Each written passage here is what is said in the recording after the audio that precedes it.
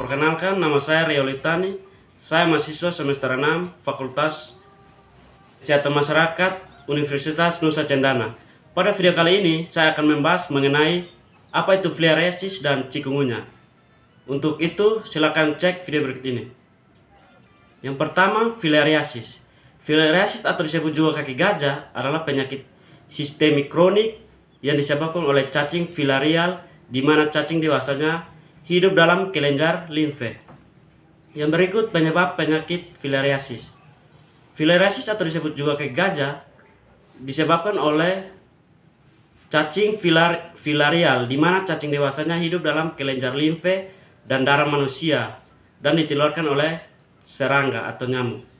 Yang berikut masa inkubasi dan gejala penyakit filariasis. Masa inkubasi pada manusia 3-15 bulan setelah gigitan nyamuk yang menjadi vektor. Yang berikut tanda dan gejala.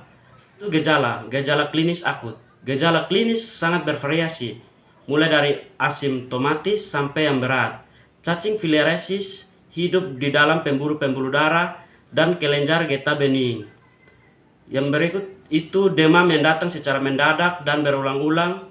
Demam berulang 1-2 kali setiap bulan bila bekerja berat. Gejala yang berikut yaitu akan timbul benjolan dan terasa nyeri pada lipat paha atau ketiak tanpa ada luka. Yang berikut gejala klinis kronik. Yang pertama itu adalah limfedema, yaitu adalah pembekakan yang disebabkan oleh adanya gangguan pengaliran getah bening kembali ke dalam darah. Yang kedua itu limfskrotum. Limfskrotum adalah pelebaran saluran limfe superficial pada kulit skrotum, kadang-kadang pada kulit penis. Yang berikut itu kliluria. Kliluria di sini adalah kebocoran atau pecahnya saluran limfe dan pembuluh darah di ginjal. Yang berikut itu hidrokel. Hidrokel di sini adalah pembekakan kantung buah pelir karena terkumpulnya cairan limfe di dalam tunica vaginalis testis. Yang berikut kita masuk dalam patofisiologis. Pada fase dini timbul gejala klinis akut karena infeksi cacing dewasa bersama-sama dengan infeksi oleh bakteri dan jamur. Pada fase lanjut terjadi kerusakan saluran limfe kecil yang terdapat di kulit. Selanjutnya terjadi penimbunan cairan limfe menyebabkan aliran limfe menjadi lambat dan tekanan hidrostaliknya meningkat sehingga cairan limfe masuk ke jaringan menimbulkan edema jaringan. Yang berikut distribusi. Nah, distribusi di sini diperkirakan 199 juta total individu di seluruh dunia terinfeksi filariasis. Berikut diagnosis. Diagnosis filariasis dikenal juga sebagai filariasis limfatik atau lephantiasis. Ditegakkan lewat identifikasi mikrofilaria pada apusan darah tepi. Pada masa awal infeksi, diagnosis filariasis sulit untuk ditegakkan karena gejala klinis yang tidak khas atau bahkan asimptomatik. Mayoritas infeksi filariasis asimptomatik sampai usia dewasa ini.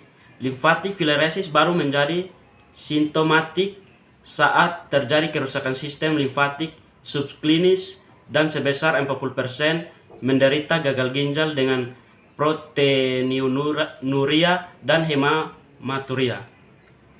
Yang berikut diagnosis sebaiknya ditegakkan pada saat fase akut agar laksana dapat segera diberikan sehingga tidak terjadi elephantiasis atau kaki gajah yang bersifat irreversibel. Yang berikut pengobatan dan pencegahan. Nah, pada pencegahan di sini kita memberikan penyuluhan kepada masyarakat di daerah endemis mengenai cara penularan dan cara pengendalian vektor, yaitu di sini nyamuk. Yang berikut mengidentifikasi vektor dengan mendeteksi adanya larva infektif dalam nyamuk dengan menggunakan umpan manusia, mengidentifikasi waktu dan terpapar menggigit nyamuk serta tempat perkembangbiakannya. Yang berikut pengendalian vektor jangka panjang yang mungkin memerlukan perubahan konstruksi rumah dan termasuk pemasangan kawat serta pengendalian lingkungan untuk memusnahkan tempat perindukan nyamuk. Pengendalian yang berikut, hindari dari gigitan nyamuk vektor karena nyamuk mudah terkontaminasi cacing filaria berbahaya. Yang berikut, menggunakan kelambu sewaktu tidur, jagalah kebersihan ruang tidur dan pasang kelambu untuk mengatasi penyebaran nyamuk. Yang berikut, menutupi ventilasi rumah dengan kawat kasa. Upaya ini dilakukan untuk mencegah penyebaran nyamuk dari luar rumah. Yang berikut, gunakan obat pengusir nyamuk dengan obat nyamuk, semprot atau bakar. Yang cara yang berikut, menghilangkan genangan air. Genangan air adalah tempat yang paling disukai nyamuk untuk berkembang biak. Yang terakhir itu, minum obat pencegahan. Penyakit kaki gajah bisa dicegah dengan minum obat secara teratur. Yang berikut, pengobatan.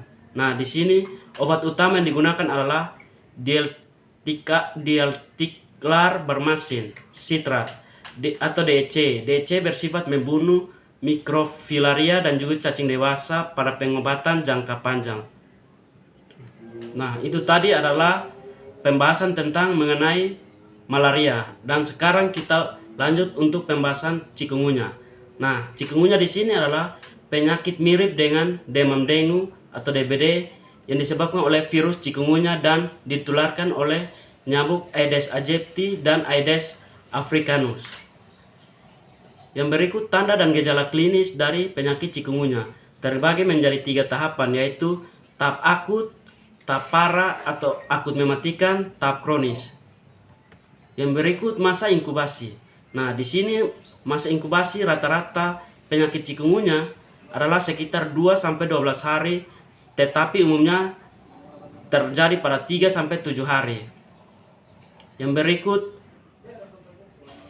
etiologi. Di sini virus chikungunya adalah virus yang termasuk dalam genus virus alpha dari famili Togaviridae.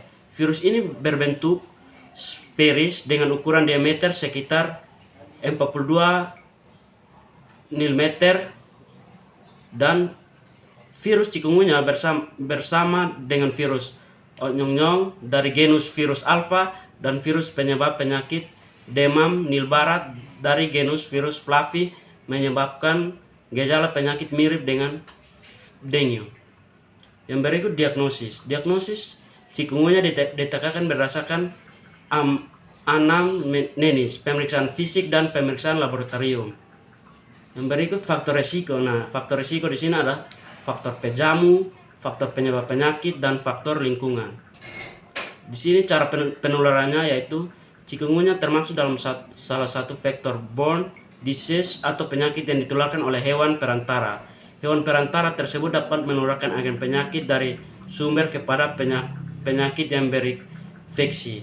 Virus chikungunya ditularkan melalui gigitan nyamuk yang sebelumnya telah terinfeksi virus saat menggigit penderita chikungunya. Cara pencegahan yaitu yang pertama itu pencegahan gigitan nyamuk dan pemberantasan jentik.